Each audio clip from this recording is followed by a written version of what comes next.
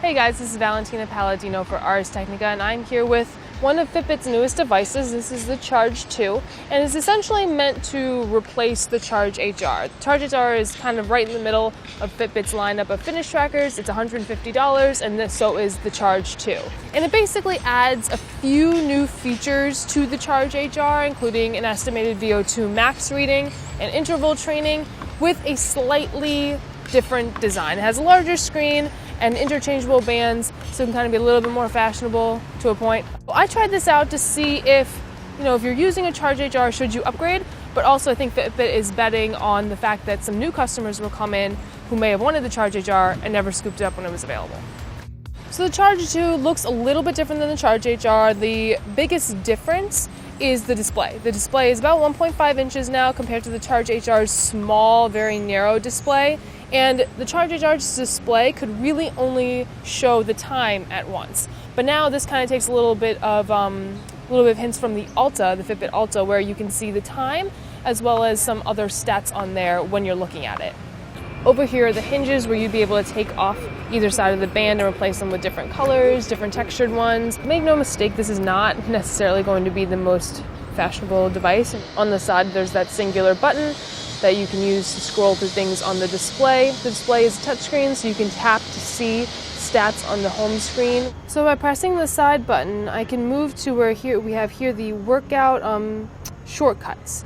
And I have my elliptical on here, running, walking, treadmill, weights, and interval training, and I have a workout one after that. But all these shortcuts will let you start an activity directly from the band rather than going into the Fitbit app and starting one manually from there. But the interval training is a new feature where you can go into the app and customize, certain amount of time that you want to really work out for, and then a certain amount of rest time that immediately follows it. So recently I changed my interval activity to 30 seconds of intense activity, and then 15 seconds of resting. So this is good if you want to practice your own high intensity interval training workouts. And when you want to start something, you just press and hold the side button and it goes right into your first interval, which is the moving interval.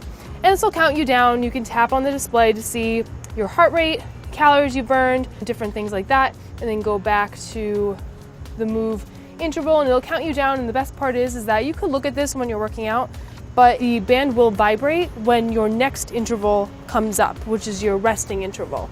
So as you'll see, when this stops, it will go right into the resting interval, and I felt a small buzz on my wrist. So you can be doing really high intensity stuff, not have to worry about looking down at this, and you'll feel when you're supposed to rest, which is pretty cool. And then whenever you want to stop, you can just press and hold the side button. So this is the semi-redesigned Fitbit app. When we reviewed the Fitbit Blaze, it had the old design. This has, your steps right in the middle with your total step count, floors climbed, miles traveled, calories burned, and active minutes. And here it'll tell you up at the top, it'll sync this is my Charge 2, so that's where you can see all of the stats for your actual device. And in the beginning, when you set up the app, you have to choose which device you have. Now down here you have some square kind of tiles that'll show you a bunch of different things. There's your activity tile, your sleep tile, your heart rate, which will change when it's connected to your device. So right now I just synced my Charge 2 to the app. So since it's still connected to the app, it'll show a live reading of your heart rate, which is pretty cool. Steps, and then your weight, water that you drank, and calories that you might have put in if you're tracking your diet. So one of the cool things that we have here, when you go into the activity page, it'll kind of give you an overview, but one of the great things about Fitbit's devices is its Smart Track auto tracking system. So what it does is that you don't need to start an activity if it's running, biking, or walking, or certain sports like soccer and basketball. All of those things can be automatically tracked by this Charge 2 and a bunch of the Fitbit devices without you doing anything, as long as it's over 15 minutes of you working out doing that activity.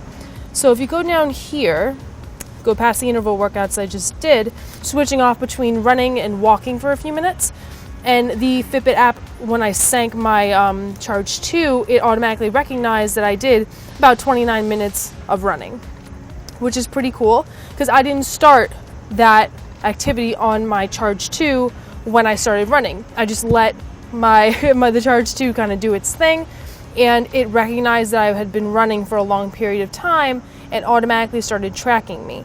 And here you can see, since I was alternating running and walking, you can see where my heart rate kind of dipped as I was going down to walking again, then going back up to running, going back down. So it is pretty cool. In my experience, the heart rate monitor has been fairly accurate. It's pretty accurate also in recording your resting heart rate. If you wear it when you're sleeping, right when you wake up, it'll record that as your resting heart rate. So this is Fitbit's cardio fitness score, and it's an estimate of your VO2 max measurement. Now what that is the maximum rate at which oxygen can be absorbed by your body during intense activity. So most of the time, this kind of score is left to you being strapped up in a lab to a bunch of different machines, so it can take your heart rate, see how much you're breathing in, how much oxygen you're taking in while you're working out. So it's a pretty complicated score to get, but basically what Fitbit is doing is estimating that score based on your heart rate and how much you work out and things like that, so it can kind of put you on a spectrum for people your gender and age. But this score will change as you use the device longer.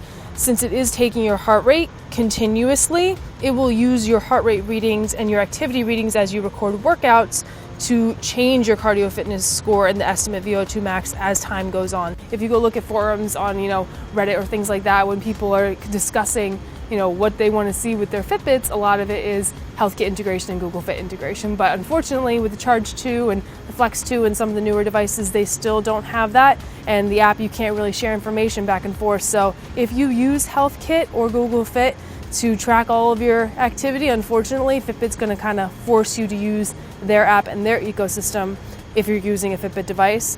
And that's not all bad, considering Fitbit does have third-party apps that it integrates with, including Strava, MyFitnessPal, all these kinds of apps that are really good if you want to kind of bring in other information to Fitbit's app.